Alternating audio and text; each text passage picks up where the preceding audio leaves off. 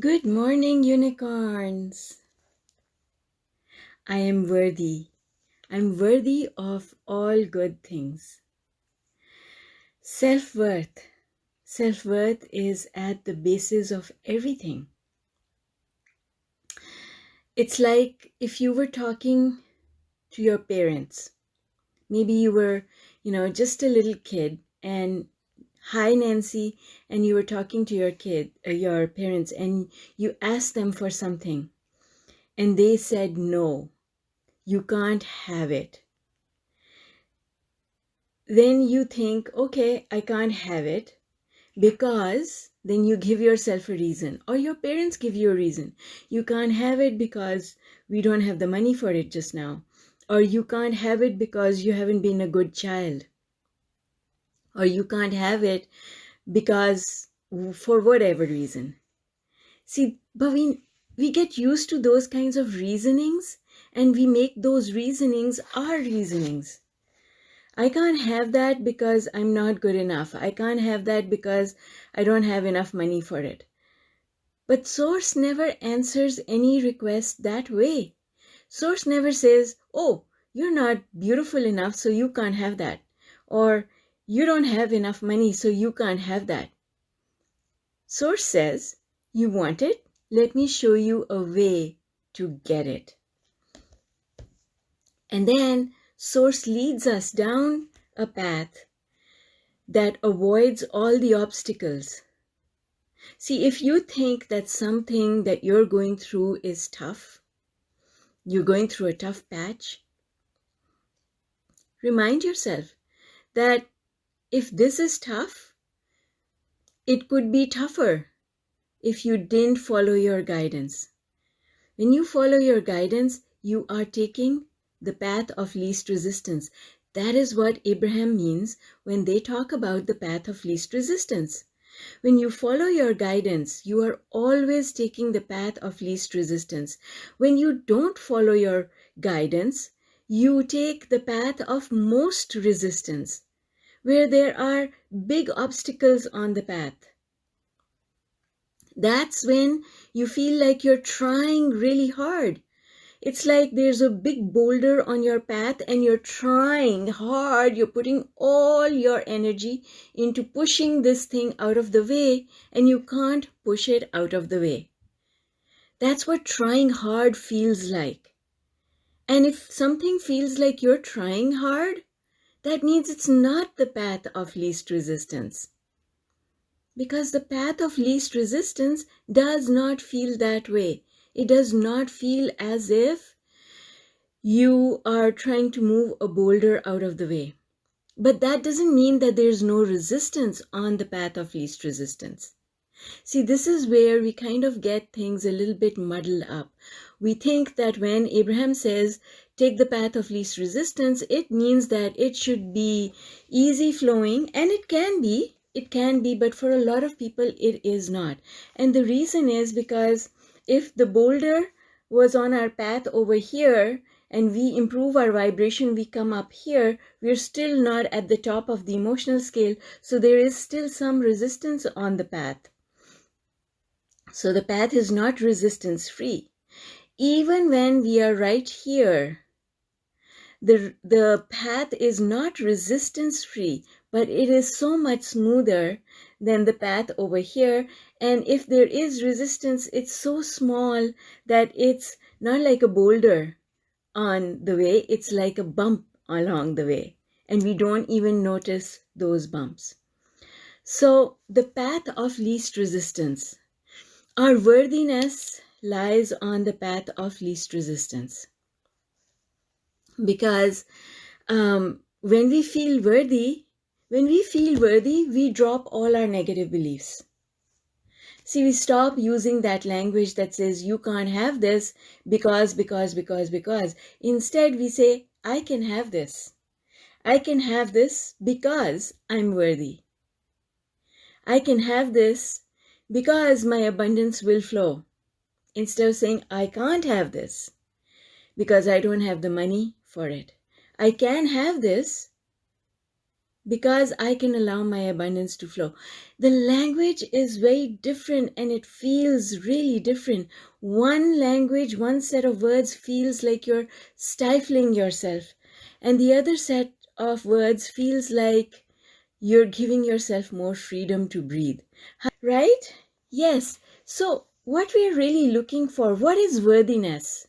Worthiness is freedom. Worthiness is the freedom that we talk about all the time, the freedom to be unlimited.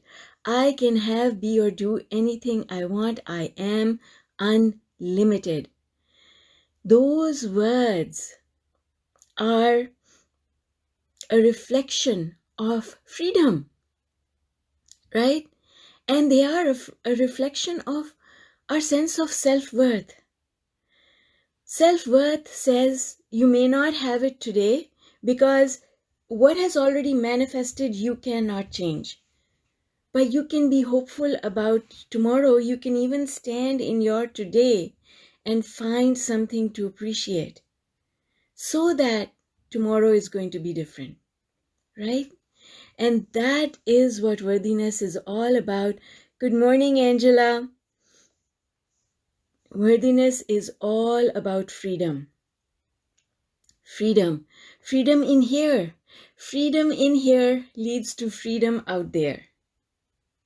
When we lock ourselves down in our minds and we start telling ourselves all the reasons why we can't have, be, or do something, we put ourselves in a little prison.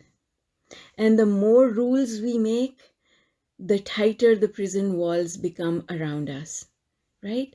The rules we make are, oh, you can't go there. You can't talk to that person. You can't just walk up to that guy that you really like and say hello. You can't. What did you just do?